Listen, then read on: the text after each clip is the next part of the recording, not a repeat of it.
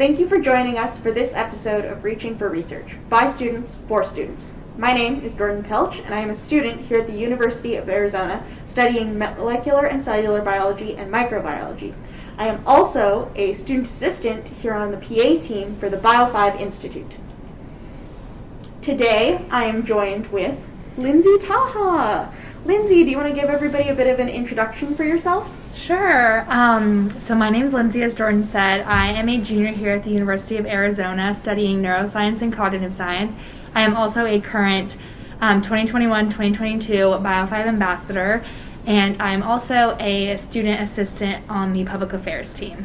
She just got hired. We're so excited about it. Okay, so to get us started, a little bit of an easy one.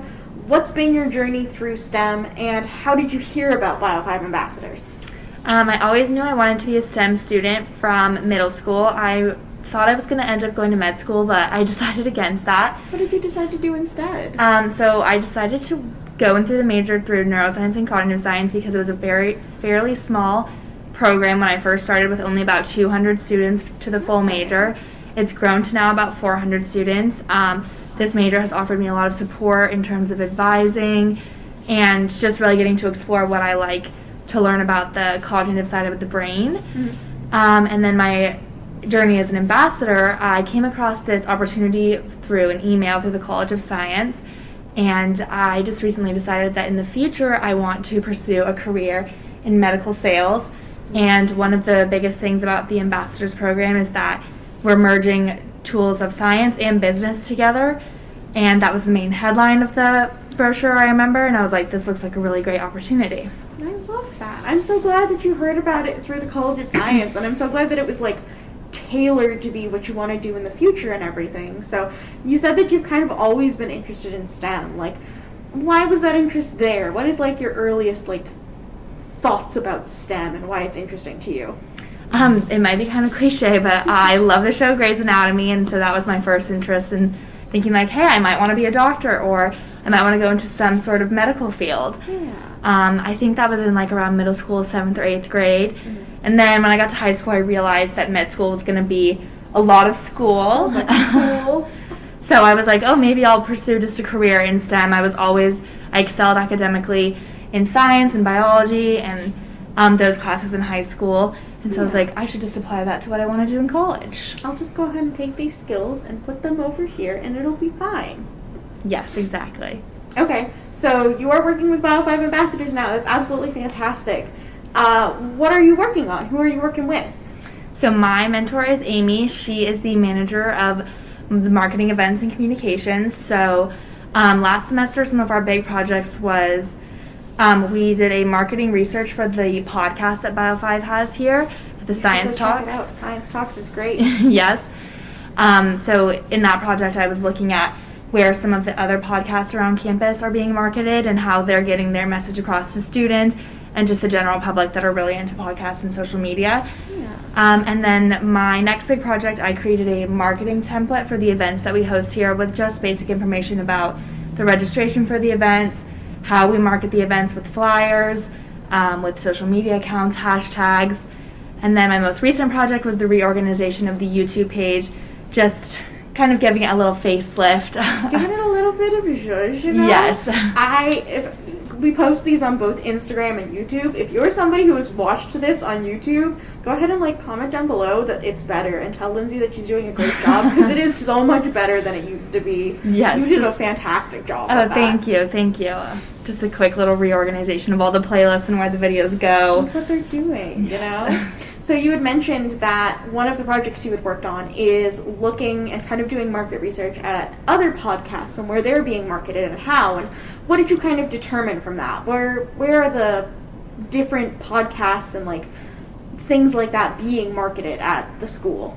For sure, yeah. So I started looking at podcasts all over the university, and that included categories of sports podcasts, all the way to journalism podcasts. Okay. So then I narrowed down my search to just kind of more of the science podcast to be similar to what Bio5 does. Yeah. And I noticed that a lot of times the actual college of whoever's doing a podcast will post the links on their actual college website. So for example, College of Science has a podcast, and that'll be on their main page when you look up University of Arizona College of Science.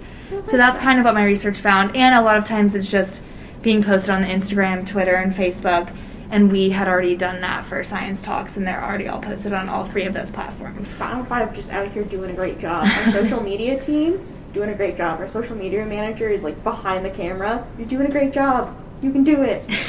All right, our next question. Outside of your work in STEM and ambassadors, what are kind of other things that you're passionate about? What do you do to keep yourself motivated? For sure. So I just most recently got back into doing yoga. Yes, I found a really great studio here, and so I've been going to that. I try and go at least 5 times a week. I went this morning at 6 a.m., did a nice little hot yoga session. It was very nice considering the weather's kind of cold today. It's kind of chilly. It's raining, so the hot studio was a nice little reprieve from that. You can go in there and do a little sweat, and I love yoga. What's your favorite pose? I like all the warrior poses, like when you're in like a warrior 2, warrior 3 is like the balancing one. I also like standard tree pose. Did that one this morning too. I like the tree pose. That one's fun. I think that my favorite would definitely be the pigeon poses. I love that stretch in your hips and just that's so nice, especially as somebody who's trying to learn how to do the splits. Unsuccessfully so far, but I am working at it, That's a good goal. Is there anything else that you do besides yoga to kind of keep yourself happy, motivated? For sure. I like spending time with my friends. Another thing I'm involved in on campus is I'm in a sorority, and I live in the sorority house. I didn't know you lived in the sorority house. I do, yes. I'm in Kappa Gamma. Okay. I lived in the sorority house last year as a sophomore, and now again as a junior. So that's been a really great experience. There's never a dull moment, rarely any quiet time, both a pro and a con. But that's been good in the midst of the pandemic and everything, that we've still gotten to do things in the sorority house and all be together. Yeah. Oh my gosh, that's so much fun. Are you planning on staying there for senior year as well, or thinking of getting an apartment? No, we have signed, my current roommates and I, there's 4 of us, we have signed on a house for next year.